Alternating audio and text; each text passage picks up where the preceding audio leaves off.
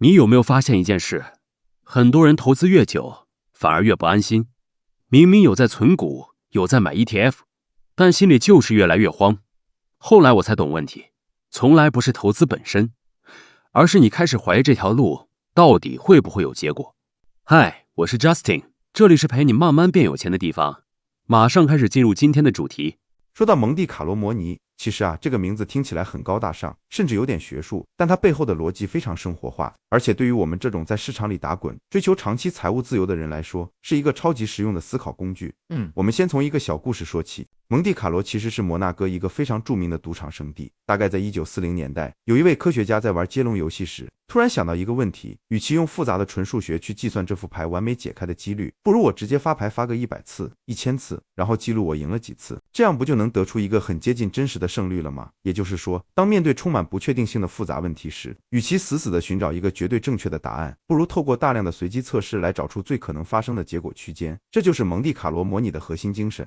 你可能会想，这跟我们的生活或投资有什么关系呢？其实关系可大了。我们在做长期投资规划时，常常会陷入一个平均值的陷阱。举个例子，假设我们现在开始定期定额投资美股大盘 ETF， 然后我们在试算表上假设每年平均报酬率是 7%。在这种单一且完美的假设下，30年后你的资产会画出一条非常平滑、漂亮的向上曲线。但现实世界根本不是这样运作的，对吧？现实的股市是，今年可能大涨 20%， 明年突然遇到黑天鹅暴跌 30%， 后年又慢慢涨回来。这种报酬率出现的先后顺序，对最终资产的累积影响非常巨大。如果在你准备提领退休金的前几年，刚好遇到股市大崩盘，那份完美的试算表就会瞬间失效。这也是很多人面对市场波动会感到极度焦虑的原因。这时候蒙地卡罗模拟就派上用场了，它就像是奇异博士在看未来的多重宇宙一样。我们不用管那些生硬的公式，直接想象一下这个过程。第一步，设定你的基本盘，输入你目前的本金，每个月能投入的资金，预计投资的年限，以及你退休后每年想要提领的生活费。这部分可能包含你的股票资产，甚至是你未来打算收租的房地产收益。第二步，加入现实的混乱元素，电脑会把历史上出现过的各种市场波动、通货膨胀率、极端状况通通加进来。第三步，开启多重宇宙，这台超级电脑会开始帮你制投资，它会模拟出10000种不同的未来情境。在第一个平行宇宙里，你可能一开始就遇到连续5年的大熊市，资产大幅缩水。在第二个平行宇宙里，你可能前10年顺风顺水，资产翻倍。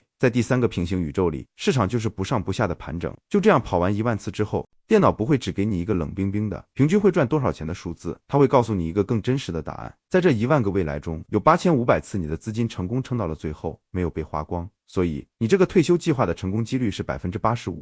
我觉得这才是蒙地卡罗模拟最迷人的地方，它强迫我们承认未来是无法精准预测的。当我们在做长期的资产配置时，如果追求的是一个绝对准确的数字，那只要市场一有风吹草动，我们就会非常痛苦与慌张。但如果是透过模拟，我们知道自己的计划有 85%到 90% 的超高胜率，那么当现实中真的遇到股市回荡，或是某些特定产业遇到逆风的时候，我们心里会踏实很多。因为你知道，这种坏状况早就已经包含在那10000次的压力测试里面了，你的计划依然是稳健的。它把我们的视角从预测未来会怎样，转变成了不管未来发生什么事，我有多大的把握能安稳度过。不知道你目前有没有针对手边的投资组合，设定一个特定的长期目标呢？如果有的话，我们可以一起来聊聊，看看怎么运用这种评估胜率的思维，来检视现有计划的安稳程度。按赞、订阅、分享，并打开小铃铛，让 Justin 碎碎念陪你一起慢慢变强。